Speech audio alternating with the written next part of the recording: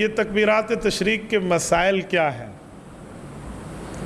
تکبیرات تشریق ہر نماز کے بعد ایک مرتبہ پڑھنا ہر مسلمان پر واجب ہے۔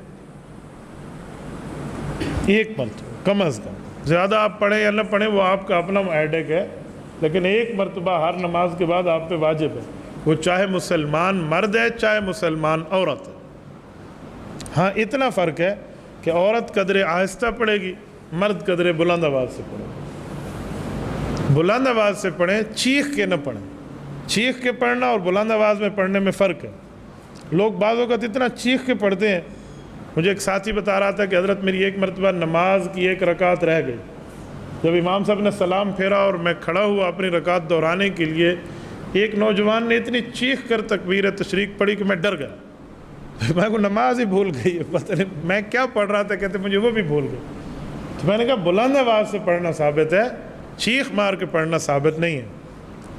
اور کسی آدمی کی نماز رہ گئی ہے ایک رکعت، تو جب وہ ایک رکعت لوٹا لے گا، اب امام اور باقی مقتدیوں نے تو تکبیر پڑھ لی، یہ اب سلام کے بعد پڑھے گا۔ اپنے سلام کے بعد آپ پھر پڑھیں اور بلند آواز سے پڑھیں، چیخ کے نہیں، بلند آواز سے۔ اگرچہ آپ کی ایک رکعت رہ گئی یا دو رہ گئی یا تین رہ گئی یا چار، جتنی رکھتے ہیں آپ جب پورے کریں گے آپ پھر پڑھیں گے۔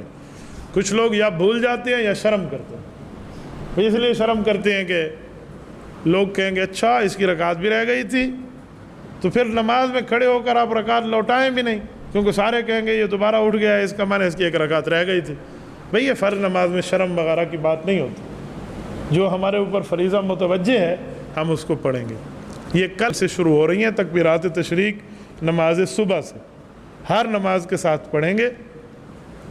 اور بقرعید کی نماز پڑھنے کے لیے جب آئیں گے تو راستے میں بھی پڑھیں گے، آتے ہوئے بھی جاتے ہوئے بھی، اور بلند آواز سے پڑھیں گے تکبیرات تشریق۔ عید نماز کے لیے آنے کی ترتیب میں بہتر یہ ہے کہ بندہ ایک راستے سے آئے دوسرے سے جائے، یہ زیادہ بہتر ہے۔ اگر عیدگاہ کے آپ قریب ہیں تو پیدل آئیں، ہاں آپ قریب نہیں ہیں دور ہیں تو پھر آپ کسی سواری پر آئیں، ورنہ پیدل آنا یہ ترتیب نبوی ہے صلی اللہ علیہ وسلم۔ ہاں دور والے ہیں وہ سواری استعمال کریں، کوئی منع نہیں ہے، لیکن بہتر ہے کہ بندہ پیدل آئے۔ یہ عید نماز کی اس میں ہے۔ اور عید الاضحیٰ میں کل مجھ سے پوچھ رہے تھے کہ صدقۃ الفطر کتنا ہے؟ میں نے کہا عید الاضحیٰ میں صدقۃ الفطر نہیں ہے، وہ عید الفطر میں ہے۔ ادھر جو صدقۃ الاضحیٰ ہے وہ قربانی ہے، اور یہاں وہ عید نماز کے بعد ہے، پہلے نہیں ہے۔ اور وہ جو صدقۃ الفطر ہے وہ عید نماز سے پہلے ہے، وہ عید الفطر میں ہے۔ یہ جو صدقۃ الاضحیٰ ہے یہ عید نماز کے بعد ہے۔ رسالت امام علیہ السلام کی عادت مبارکہ یہ تھی کہ حضور علیہ السلام عید نماز دیر سے پڑھتے تھے۔ دیر سے معنی یہ کہ اچھے بھلا بیان فرما کر واعظ فرما کے عید نماز، جو بقرعید کی نماز ہوتی رسول اللہ صلی اللہ علیہ وسلم اس کو جلدی پڑھتے تھے۔ اس لیے عید نماز کو جلد از جلد پڑھنا یہ رسالت امام علیہ السلام کا قریب طریقہ ہے، ورنہ دیر سے پڑھنا کوئی حرام منع گناہ نہیں ہے۔ بس اسی لیے نماز کے اوقات مختلف ہونے چاہیے تاکہ کچھ لوگ کہیں پڑھ لیں اور اپنی قربانی کر لیں، پھر بعد والے کہیں اور پڑھ لیں، یہ بہت بہتر طریقہ ہے۔ حضور اقدس صلی اللہ علیہ وآلہ وسلم بقرعید اور عید الفطر دونوں کے لیے مسجد استعمال نہیں فرماتے تھے۔ حضور علیہ السلام کی عادت مبارکہ یہ تھی، جنازہ پڑھنا ہوتا یا عیدین کی نماز پڑھنی ہوتی کسی گراؤنڈ میں پڑھتے۔ آج آپ مسجد نبوی جائیں، اللہ تعالیٰ آپ کو لے جائے۔ خوش قسمت دن ہے یار، یوم عرفہ، اللہ پاک ہم سب کو لے جائے۔ عرفہ کے دن میں شیطان آج جتنا روتا ہے نا، شاید کسی دن روئے۔ حدیث پاک میں ہے کہ جو عرفہ کا حج کر کے جاتا ہے نا، حضور نے فرمایا یہ رکن اعظم ہے نا حج کا، کہ وہ اپنے ماں کے پیٹ سے جیسے آج پیدا ہوا وہ گناہ ایسے معاف ہو جائے۔ تو شیطان سر میں خاک ڈال کے روتا ہے، یہ بندہ تو اپنا ایمان مجھ سے بچا گیا۔ اللہ ہر مسلمان کو توفیق عطا فرمائے۔ آپ علیہ السلام کسی گراؤنڈ میں پڑھتے تھے۔ آپ مسجد نبوی تشریف لے جائیں تو مسجد نبوی میں اللہ کے رسول نے کبھی عیدین نہیں پڑھی، بلکہ مصلی علیحدہ ایک جگہ ہوتی تھی وہاں پر ادا فرماتے تھے، وہ شہر مدینہ سے باہر نکلتے۔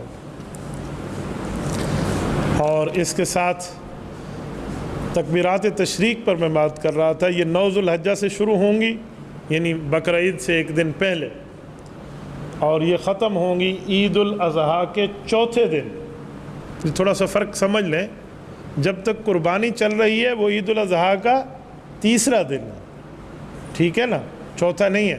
تکبیرات تشریق اس سے ایک دن بعد تک جاری رہیں گے، یوں نہیں ہے کہ جب تک قربانی چل رہی ہے تکبیر پڑھیں گے اگلے دن چھوڑ دیں گے، جی نہیں۔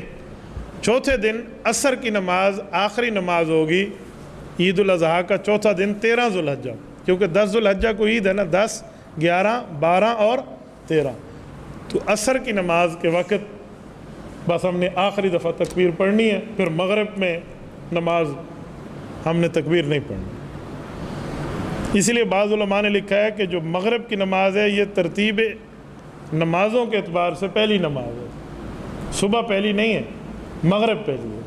کہتے کیوں؟ کہ شریعت میں جو رات کے احکام ہیں نا وہ ایک مغرب سے شروع ہو جاتے ہیں۔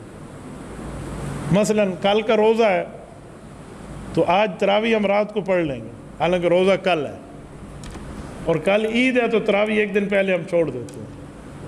تو اسلامی احکام مغرب سے شروع ہوتے ہیں کہ دن تبدیل ہو رہا ہے، چاند کے حساب سے ہے نا، چاند تو مغرب میں ظاہر ہوگا نا، ظہر میں تھوڑی ظاہر ہوگا ہمارے سامنے، مغرب کے بعد ہی ظاہر ہوگا۔ تو اسی لیے بعض علماء کہتے ہیں مغرب کی نماز پہلی نماز ہے اور عصر کی نماز آخری نماز ہے، لیکن یہ بات عوام کو سمجھائیں، وہ کہتے ہیں نئی بات ہے، ہم نے تو سنا ہے کہ صبح نماز پہلی نماز ہے، تو جس کو سمجھ نہ آئے ہم بھی کہتے ہیں ہاں بھائی صبح پہلی نماز ہے، لیکن علمی اعتبار کا فرق ہے، اس لیے 2 باتیں میں نے آپ کی خدمت میں کر دی۔